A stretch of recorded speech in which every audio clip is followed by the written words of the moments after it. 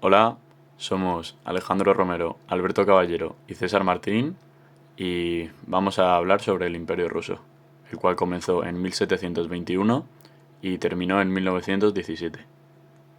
Las tres principales direcciones de expansión. El imperio de los zares se parecía bastante a una monarquía absoluta. La extensión territorial del imperio ruso había aumentado ya tras el Congreso de Viena de 1815, a pesar de lo cual mantuvo constantes aspiraciones expansionistas en tres direcciones.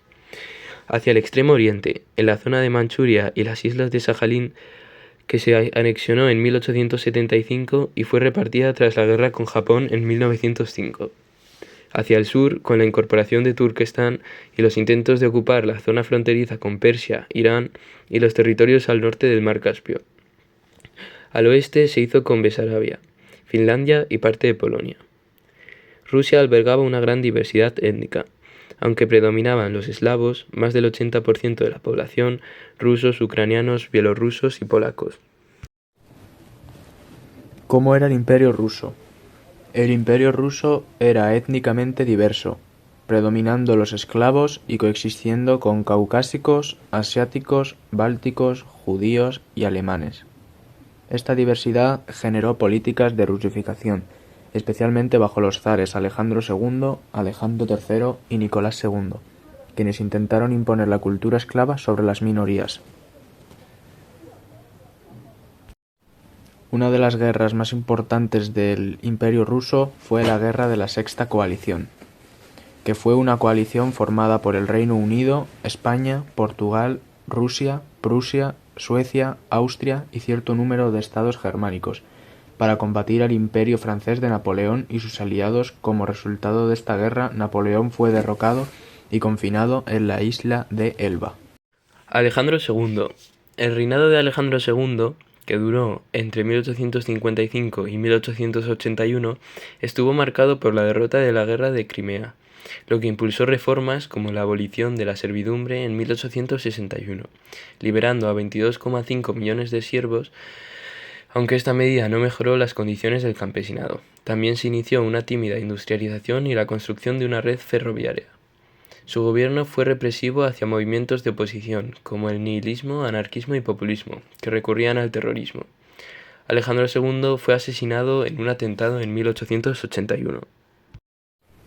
Alejandro III fue zar del Imperio ruso desde 1881 hasta su muerte. Fue el hijo de Alejandro II y asumió su trono tras el asesinato de su padre, y gobernó con una política autocrática y conservadora, revirtiendo muchas de las reformas liberales ya habidas. Alejandro III, durante su reinado, promovió la rusificación, fortaleció la industria y el ejército, y mantuvo la paz en Europa. Durante su reinado, su política represiva limitó las libertades y persiguió a grupos opositores. Fue sucedido por su hijo Nicolás II, el último zar de Rusia. En la imagen de la izquierda podemos observar cómo eran las industrias en el Imperio ruso, y en la imagen derecha podemos ver un pequeño ejército zarista. El zar Nicolás II, o también llamado Nikolai Alexandrovich Romanov, fue el último zar del Imperio ruso, reinando desde 1894 hasta su abdicación en 1917. Nació el 18 de mayo de 1868 y murió el 17 de julio de 1918. Su gobierno estuvo marcado por crisis políticas, guerras y una creciente insatisfacción social que culminó en la Revolución Rusa de 1917. Nicolás II es recordado como un monarca ineficaz, cuya incapacidad para modernizar Rusia y resolver sus crisis internas llevó al colapso de la dinastía Romanov y al ascenso del comunismo en Rusia. Algunos aspectos claves de su reinado fueron su política autoritaria. Aunque intentó implementar reformas tras la Revolución de 1905, su gobierno siguió siendo autocrático, lo que generó un gran descontento popular.